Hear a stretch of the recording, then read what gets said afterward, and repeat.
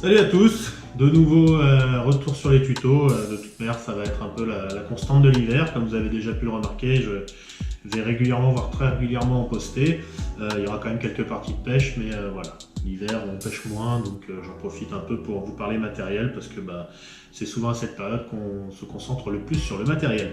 Aujourd'hui, on parle moulinet spinning, comment les améliorer.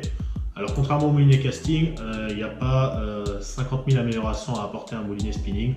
On ne peut pas venir vraiment toucher la mécanique pour essayer d'améliorer ses performances. Et de toute manière, le moulinet spinning, contrairement au casting, il n'y a pas vraiment de performance au lancer, en tout cas à prendre en considération.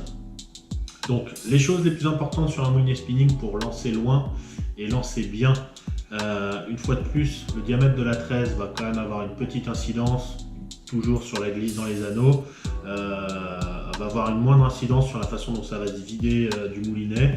Ce qui va être plus important, contrairement au moulinet casting, ça va être de bien remplir sa bobine, et donc de s'assurer, bon là j'ai forcément le badling qui vient avec, mais de s'assurer que sa bobine est bien remplie. Il ne faut pas qu'elle soit trop peu remplie, ni trop remplie. C'est-à-dire que si elle est trop remplie, elle va avoir tendance à sortir trop de fil trop vite, et donc vous allez avoir des perruques dans la tresse quand vous allez ramener, où les perruques vont se former au lancer, ce qui va vous amener à faire des coupes de tresse et donc à perdre de la tresse. Si elle n'est pas assez remplie, ça va venir frotter contre la lèvre supérieure, et donc en fait le frottement va fortement pour le coup impacter la distance de lancer. Donc une bobine bien remplie, c'est pas rempli à ras-bord de la lèvre inférieure et de la lèvre supérieure. Il faut laisser, disons, 1 mm en haut et en bas, et là vous savez que vous avez une bobine qui est vraiment bien remplie. Là ici on voit que la bobine est remplie à ras la gueule, et remplie comme il faut, c'est-à-dire il n'en faut pas plus, il n'en faut pas moins. Donc voilà pour ce qui est d'améliorer les distances de lancer. Ensuite, ce que vous pouvez faire, comme sur les moulinets casting, désolé, ça chante, c'est le remplacement des disques de frein.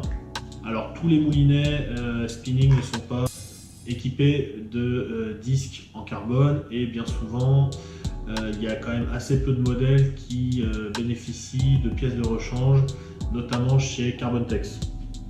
La plupart des moulinets haut de gamme vont avoir une équivalence Carbontex, mais c'est vrai qu'il y a que Carbontex propose surtout des disques pour le casting, mais il y a quand même pas mal de références en spinning.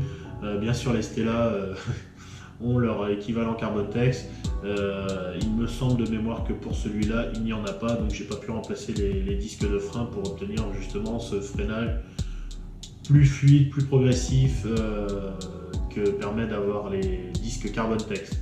Donc pour certains moulinets, ça vaut le coup d'aller vérifier sur les sites internet si c'est disponible. Ça coûte pas très cher pour le coup, parce que bien souvent il y a moins de disques sur un spinning que sur un casting. Donc c'est vrai que c'est une amélioration simple et pas onéreuse. Ensuite, les upgrades vraiment sympas, ça va concerner la fluidité, donc l'utilisation du moulinet. Ça va consister à changer ou à rajouter des roulements sur le moulinet. Il y a beaucoup de moulinets spinning qui sont équipés d'un seul roulement sur la poignée, sur le knob, voire de 0 roulement. Une fois de plus, ces petits roulements ils coûtent pas cher, et ça permet vraiment d'améliorer la fluidité en utilisation. Ça gratte pas, voilà. Moi je trouve que c'est toujours plus de confort et c'est toujours plus agréable. Mais c'est vrai que sur un moulinet spinning, il y a beaucoup moins d'améliorations possibles que sur un moulinet casting. À part rajouter des roulements, ce qui n'est pas toujours une opération évidente, ou améliorer la qualité des roulements, et encore que ça, très honnêtement, je doute qu'on puisse le faire.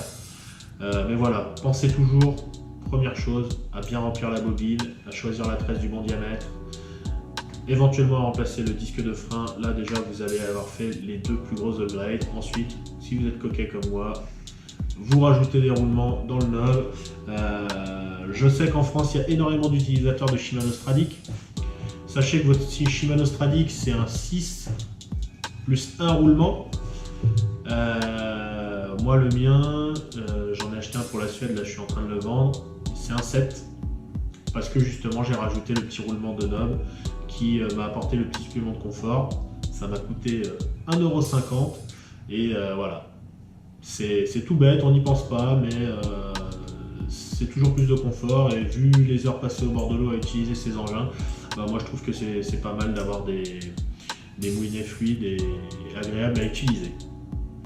Voilà, une fois de plus, pensez à protéger votre matériel. Moi, mes moulinets sont toujours transportés, protégés dans des housses en néoprène.